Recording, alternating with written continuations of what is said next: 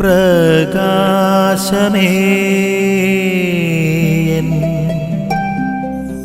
മിഴി തുറക്കുക വേഗം. പ്രിയപ്പെട്ടവരെ, പ്രാർത്ഥിക്കാൻ പലപ്പോഴും നമുക്കൊരു മടുപ്പും വിരസതയൊക്കെ നമുക്ക് തോന്നാറുണ്ട്. ചിലർക്ക് പ്രാർത്ഥിക്കാൻ അറിയില്ല, എങ്ങനെയാ പ്രാർത്ഥിക്കേണ്ടത്. അപ്പോൾ ഇവിടെ ഇന്ന് ഈ വചനത്തിൽ നമ്മൾ കാണുക, ശിഷ്യഗണത്തെ പ്രാർത്ഥിക്കാൻ പഠിപ്പിക്കുന്ന ഈശോ മിശിഹ നമുക്കെല്ലാവർക്കും സുപരിചിതമായ സ്വർഗസ്ഥനായ ഞങ്ങളുടെ പിതാവേ എന്ന പ്രാർത്ഥന ചൊല്ലിക്കൊണ്ട് ഈശോ പ്രാർത്ഥിക്കാൻ പഠിപ്പിക്കുകയാണ്. എളിമയുടെ ഒരു പ്രാർത്ഥനയാണ് ഈ പ്രാർത്ഥന, കർത്തൃ പ്രാർത്ഥന. അത് പഠിപ്പിച്ചുകൊണ്ട് ഈശോ മിശിഹ ഒരു പ്രാർത്ഥനാ ജീവിതത്തിലേക്ക് ശിഷ്യഗണത്തെ സ്നേഹത്തോടെ സ്വാഗതം ചെയ്യുകയാണ്.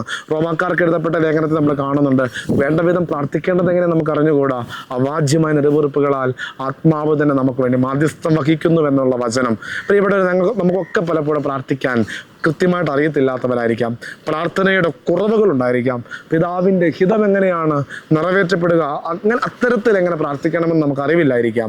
എങ്കിലും നമുക്ക് ആത്മാർത്ഥമായി പ്രാർത്ഥിക്കാം. കർത്താവേ, എളിമയോടെ നിന്റെ സന്നിധിയിലായിരുന്നു കൊണ്ട് ഞങ്ങളെ പ്രാർത്ഥിക്കാൻ നീ പഠിപ്പിക്കണമേ എന്ന് നമുക്ക് ആത്മാർത്ഥമായി പ്രാർത്ഥിക്കാം.